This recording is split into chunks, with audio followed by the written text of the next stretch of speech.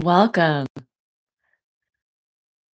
I invite you to take one breath with me, breathing into your heart and exhaling, letting yourself ground and connect to this present moment. Today, talking to you about emotional boundaries and how they can help you foster resilience, become stronger and more self aware. It's important to know what our boundaries are with ourselves. So, for example, how do you feel when you get stressed and somebody asks you an extra request about doing something, and you can just feel like that's the needle on the haystack that's going to make you crack? How do you respond to that when you can feel yourself just over brimming? So that's the first step, is knowing our emotional boundaries with ourselves. What is okay for us and what doesn't feel okay for us. So, what happens for you when your emotions are brimming to the surface and you feel yourself on edge? Do you allow yourself to feel those emotions? Do you kind of put a cap on it, save it for later? Do you give yourself space to process what you're really feeling? Because when we don't acknowledge what's happening, it gets stored for later. Oftentimes in our body and parts of our body, it shows up as tension and pain and dis-ease. So that's the first step, is knowing how you handle challenging emotions within yourself. And it's really just about being aware of what we're really feeling and how you respond to what you're really feeling.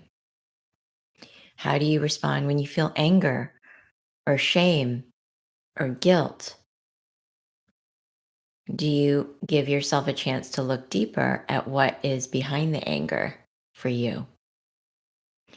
So, when we are able to open our capacity to feel and express our emotions, we open that capacity with others in our relationships, because in our relationships, we are going to come up against these sticky points in any relationship. As you develop intimacy, as you form a bond, you are getting to know each other's boundaries, what's okay, what's not okay.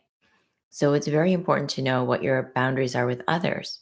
For example, I do this work where I go deep into people's problems, what they want to improve on, things that are happening in their life.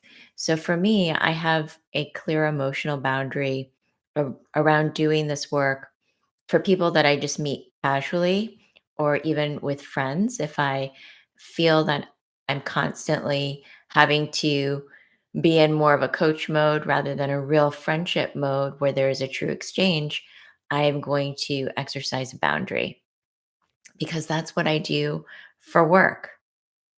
Another example of a boundary is if you just met somebody and now you might be sharing TMI, too much information about your past. Maybe you're on a date and the person talks about their ex constantly. That's an emotional boundary. That's not something that you feel comfortable with. So it's really important to know what our boundaries are. Maybe it's at work and somebody has personal problems at work. How involved do you get in people's personal problems at the professional workplace? And does that really serve what your intention is at work? So having a very clear awareness around what feels okay and what doesn't feel okay in terms of boundaries is essential to maintaining your container, feeling like you can still stay focused, whole, without feeling enmeshed and entangled with others, but just free and autonomous. This is a little bit about emotional boundaries. I hope it gives you a sense of your own emotional boundaries and what those may be. Have a wonderful, beautiful day.